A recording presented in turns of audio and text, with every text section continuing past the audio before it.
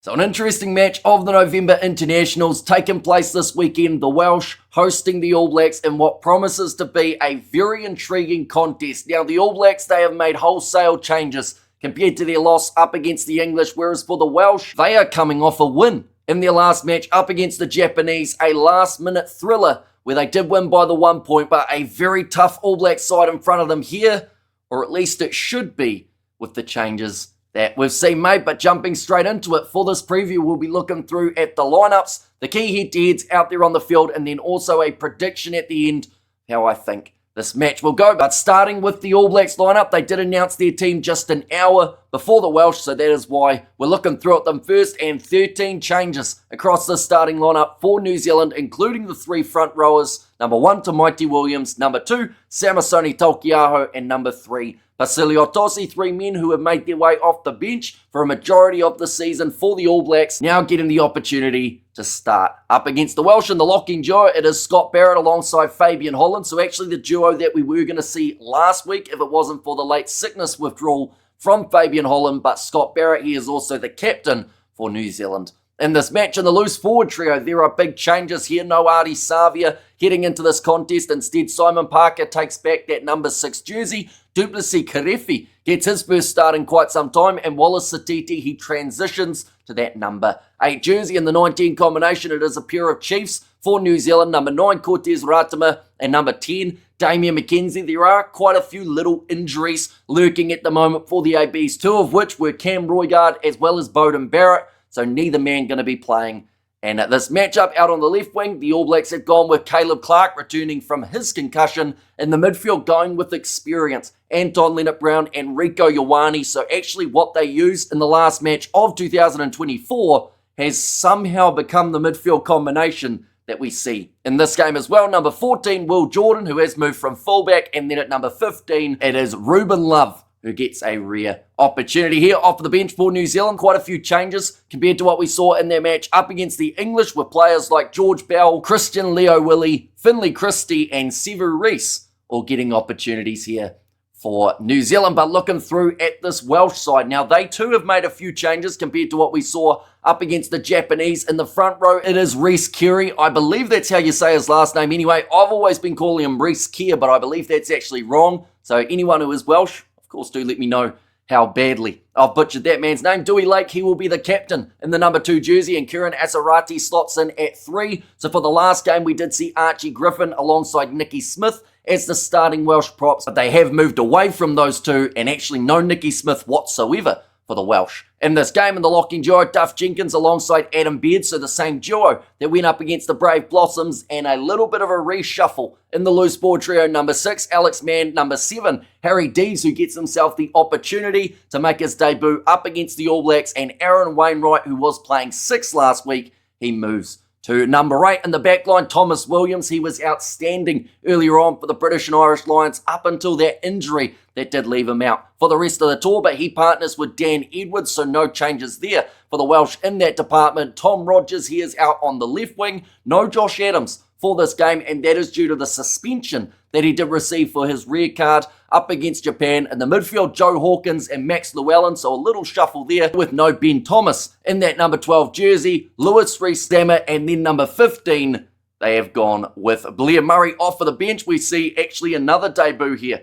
for the Welsh. It is going to be in that number 16 jersey, Brodie Coughlin, and then also a very handy player in Tame Plumtree to add a bit more impact for that loose forward trio. But those are the starting lineups. Looking through at the key head-to-heads, first one that comes to mind is Reece Zammit versus Clark. I do feel like both of those men, they have different styles, but they are extremely effective. Clark having a relatively quiet year for New Zealand thus far, mainly due to the sheer amount of injuries that he's had throughout this year, whereas for Reece Zammit, he's recently come back into that Welsh environment. He still seems to have that same pace, so I'm sure he'll be an absolute handful out there on the field for Caleb Clark. Moving on to the next head-to-head, I do think for me it has to be that number 15 jersey. When we talk about key players for New Zealand, this game for one certain individual feels a little bit make or break. But the thing is, he hasn't played any rugby. So it's very hard to judge whether or not, had he played a few matches up till this stage, would he do even better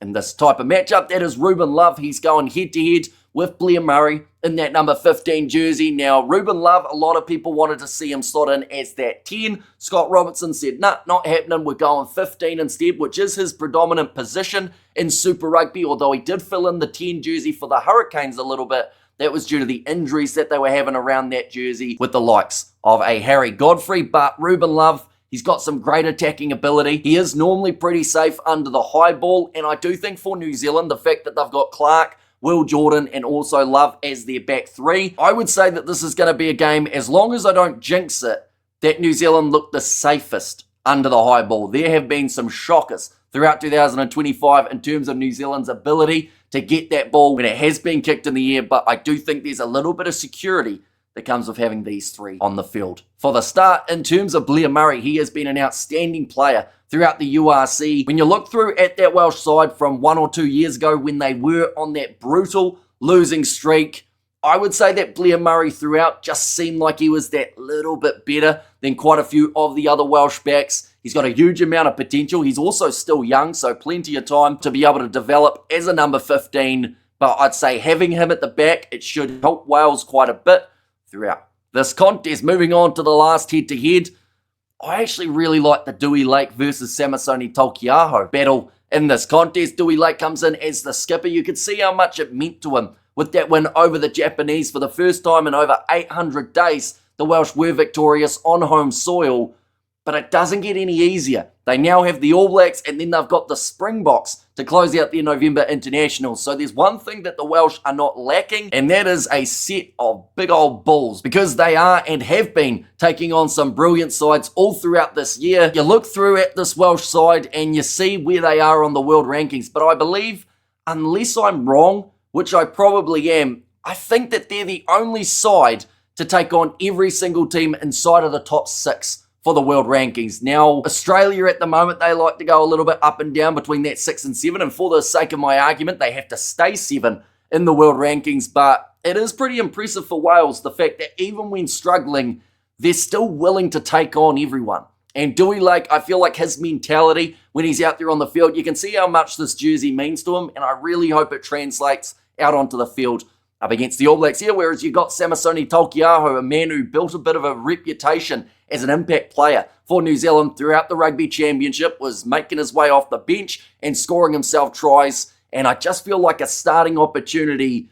This will either help push Scott Robertson in the direction of maybe splitting up a bit of game time between Cody Taylor and Taukei'aho, or if Taukei'aho can't perform in this type of setting, it will be very intriguing to see how Scott Robertson uses him throughout next year. He's got George Bell in the squad. He's going to get the opportunity off of the bench. Asafwa Moore, someone who is not in that environment. We did see Brodie McAllister a little bit earlier on in the year get a bit of a chance, but Taukei'aho, for a lot of people, is still that second best hooker for New Zealand, and he'll definitely want to be the best one out on the field out of these two individuals. But those are the head-to-heads. Moving on to a prediction now. These two sides, it's very intriguing.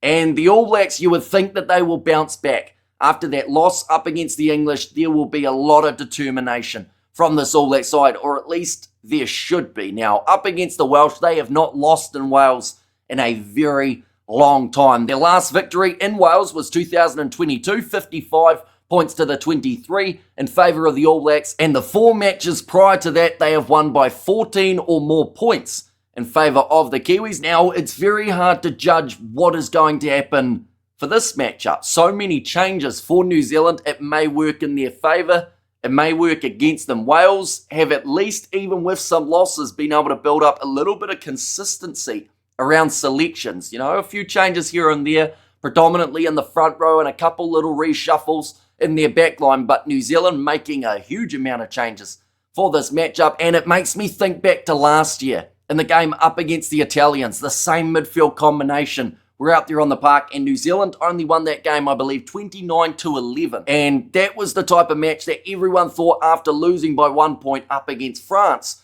that New Zealand were just going to absolutely fire and find that next level. But I feel like the pressure is even more here for New Zealand because of what we saw in that last contest. Losing against England by 14 points was not on the bucket list for Scott Robertson and his All Black side, but I do think they're going to get themselves a comfortable win here up against the Welsh. Now, there is no denying that Wales will try and put up a fight, but I do think back to that match between Wales and Argentina, and once Argentina started to find a little bit of their rhythm, they did do a lot better in that contest. I think New Zealand will be a little bit the same, bit of a slow start and then start firing as the match wears on, and hopefully from there the bench are able to step up as well and give the All Blacks that little bit more of a margin. So I'm going to go 42 points to 15 in favour of New Zealand. A little bit harsh up against Wales, but I hope that they can at least keep this game competitive in the early stages, because as that match wears on, the closer that Wales are, the more that they start believing. And then when you get that Welsh side with the belief, with a win last week as well, maybe that's when we could see a little bit of an upset